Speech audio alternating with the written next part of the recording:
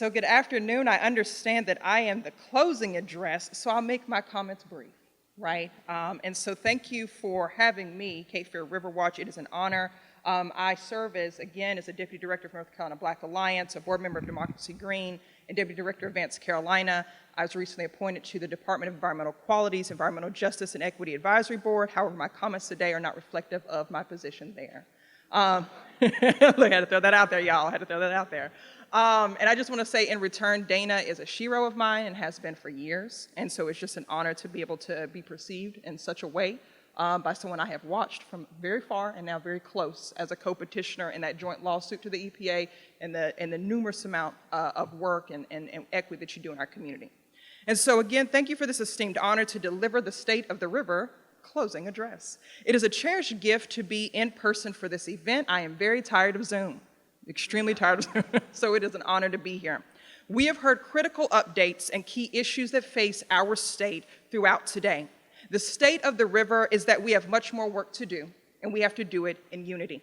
In North Carolina, on our shores, we've historically faced the prioritization of profit over people, corporatization over accountability. We are no strangers to facing harmful contaminants, polluting interests, or corrupt lawmakers and natural disasters. From PCE to PCB, to concentrated animal feeding operations, PFAS, lead, cryptosporidium, liquefied natural gas, gentrification, deforestation, fracking, climate disasters, and the list goes on. The destruction to our state and waterways that we are witnessing is the byproduct of a broken political and economic system. This is a system based on the political marginalization of our communities, specifically minority and marginalized communities, shouldered on the backs of women, the men, and the children who have faced head-on these dirty corporations and the politicians who back them, along with a government that has been captured and bought by powerful polluting interests. It is this system that has prevented North Carolina from tackling PFAS, as many of you have either known before or deepened your analysis today. It is that system that is stopping our state lawmakers from tackling CAFOs, lead in schools, man-made disasters, dirty money in politics, and stopping pollution at its source. It is this broken system and not Mother Nature that has given rise to the unspeakable suffering we see today and the very serious threats that face us all. In the 1900s, service members, their families, and the surrounding community faced the grave impact of PCE, a chemical used in a dirty dry cleaning company on the base of Camp Lejeune, a site that became so hazardous that the EPA declared it a Superfund site.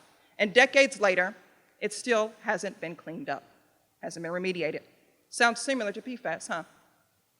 To our fight against PFAS, where we have seen courageous service members, firefighters, families living in rental housing that cannot afford or convince their landlords to install a reverse osmosis filtration system, or our children who were forced to drink contaminated PFAS water as they received their education.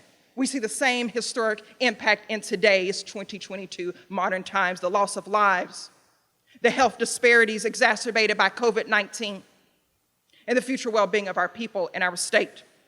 As contaminants were poured through the 1900s into our waterways and leached into the groundwater, we saw historic storms from Hurricane Diana to Hurricane Fran in the 80s, where it spread these polluted waters much further into dozens of homes, child care centers, correctional facilities, over our livestock and our fields. Storms have increased over the years, and while our communities were told climate change does not exist, we cried out from that storm, living proof that our climate is in a state of duress. We saw this reality come to a head in 2018, when many of us fought in the waters of Hurricane Florence, delivering aid to one another because FEMA couldn't get to us. Another climate disaster in Florence, a 500-year storm that unleashed 7 million gallons of untreated swine feces into our floodwaters and waterways, leading to a host of illnesses and diseases that are still facing our people today and exacerbated by COVID-19, the lack of affordable and safe housing, the lack of access to health care, and food insecurity. 80 out of 100 counties in North Carolina are considered food insecure. Around the same time, in this year of Hurricane Florence and our recovery, many of our communities were then becoming more aware of what PFAS Well, just being aware of what PFAS was, not even understanding the impact on our lives. We experience excess rain on top of PFAS that caused coal ash to breach from 5 Duke Energy coal ash dumps in the Neuse River that caused arsenic levels to be nearly 18 times higher than the state safety standard for drinking water. Cities today are still faced with that contaminated drinking water, and schools are still forced to drink from water bottles. Additionally, we see the communities most impacted by this destruction are disproportionately low-income communities and communities of color who are already burdened by decades of pollution. When blacks are exposed to about 56% and Hispanics 63% more air pollution than whites because the dirtiest of corporations operate in former Jim Crow era zoned communities. But the reason I smile is because through it all, we have stood in the face of that adversity. I'm an Afro-Indigenous woman. I'm from North Carolina. I'm from the mountains. My people were here, and we still stand. I am a seed, a product. We have stood as a people in the face of adversity. We have pushed back against giants that are corporations, daring to look them in the eye and demand accountability. We have stood in the eye of the storms that have dotted our shores, wading in hurricane-torn waters to help our neighbors. And this year, on the 40th anniversary, history will show that as the chemical PCB was being dumped in Warren County, the black residents and allies fought back, lying in front of State Department vehicles, fasting without food and crying out. And while it appeared they were defeated, they birthed the environmental justice movement that has now been codified into law, that has paved the way for me to be appointed to serve on the Department of Environmental Quality Advisory Board, a dream that I had no idea as a child riding horses in the deep mountains that loved fresh air and clean water. When the Atlantic Coast Pipeline threatened to cut through the black belt of eastern North Carolina, Haliwa, Saponi, and Lumbee lands, we organized in community with many of you. And through levels of government, we defeated it.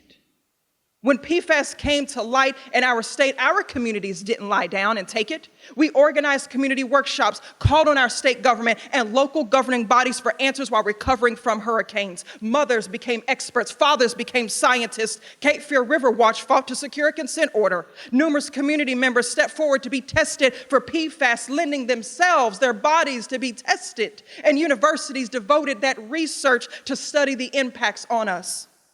My organization, alongside Cape Fear River Watch, Clean Cape Fear, Democracy Green, Toxic Free NC, and Center for Environmental Health filed a petition and now a lawsuit to the US EPA to stand against Comores because we don't take it lying down, period. It's what we do. So as an Afro-Indigenous woman hailing from the Blue Ridge Mountains, I am a water keeper. I was reared to understand the source of life flows from the nectar of the earth. The rivers that flow form the very cradle of our existence. We are tasked to be stewards of the earth and of each other because polluted air doesn't stop flowing once it reaches the black neighborhoods. Contaminated water doesn't stop flowing because it reaches a Hispanic neighborhood. The poison dumped in one community comes for all communities.